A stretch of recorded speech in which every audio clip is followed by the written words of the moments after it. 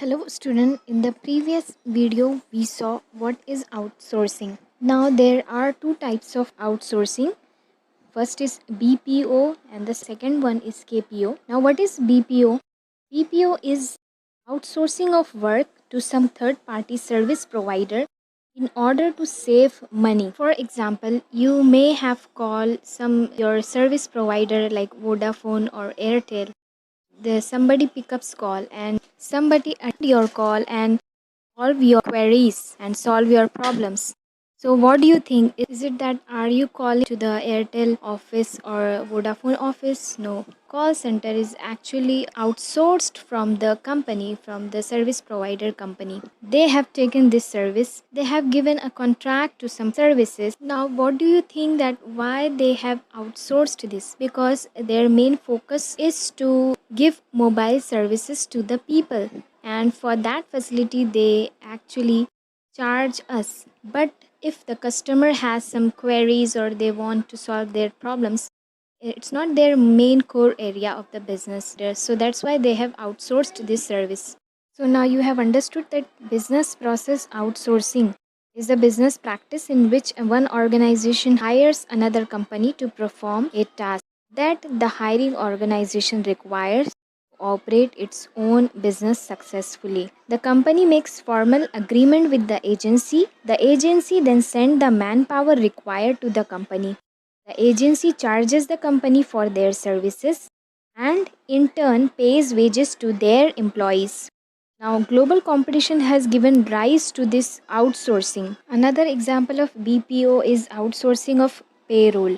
Here, the duty of this outsourced company is to take the data of the employees in a month, how many days employees were present, how many half days they took, and all the data they took, and accordingly they prepare the salary for the employees. So, this particular work is required only at the end of the month. During whole month, there is no need for the host company to directly appoint people for this particular task, because this work is only required at the end of the month. So that's why here BPO is very helpful. The example is like when the company want to the data gathering, they want data. Sometimes what happens, companies sell their product to the customer and they want their review. Sometimes they give free samples to the customer for testing, and after that they want a review from the customer. So these kind of data can be gathered with the help of these BPO. Some of the key terms of BPO are offshore. That means BPO that is contracted outside the company's own country. Actually, BPO started in late 90s. What happened? US companies, were manufacturing clothes manufacturing company.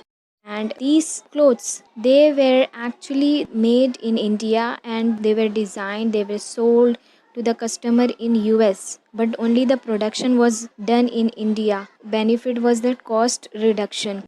So this is offshore BPO, where the company is that is contracted outside a company's own country. Then onshore means BPO that is contracted within the company's own country. The company is taking BPO services from within the country. And near shore means BPO that is contracted to the company's neighboring country. Like for India, neighboring country is Bangladesh, Pakistan, Nepal, etc. When the host company is taking services from the nearby country, then it is called as near shore. Now, what are the advantages of BPO? Productivity improvement, because in-house people can focus more on the core operations, so that's why productivity improves, and educated or skilled people perform the task efficiently, because outsourcing company they have skillful and expert people. Second is optimum utilization of resources. Like if the host company will do everything on its own, then I told you that company wants to concentrate on the core area. If they are going to pay attention to the non-core area, give you example of juice making company, that company is expert in making juices but they are not expert in making bottles for the juices. So if they will also try to make bottle, if they are not expert, so resources will be wasted. So here, because of the outsourcing company, resources are utilized optimum. Then there is reduction in the cost. Third is reduction in cost. This is the major benefit, is that we get the BPO facility at cheaper price than what it would cost to pay people to do in-house, appointing them, training them. All these take lot of cost. All these are costly affairs. So because of the outsourcing, cost is reduced. Then improved human resources. Outsourcing gives a company the ability to get access to skilled and trained manpower at lower rates. Disadvantages of BPO is communication problem. There can be communication problem between the client, between the outsourcing company and host company. There can be miscommunication between them. Then second is different time zones. The client and the vendor operator are in two different time zones. For example, if the host company is in US and outsourcing company is in India, so there is different time zone. When there is night, here in India it is day. This difference in time can also create many problem during online meeting and communication. Then third is loss of control. Due to communication error, time differences, client company can at a time lose the control of the project. Next is KPU. That means knowledge process outsourcing. Here the names only suggest knowledge process. It is a function related to knowledge and information outsourced to third-party service provider.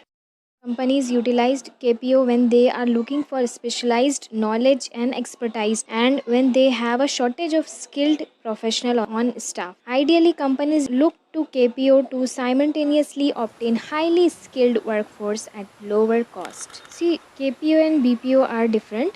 BPO is which involve outsourcing of labor and other operational work to third party to save money.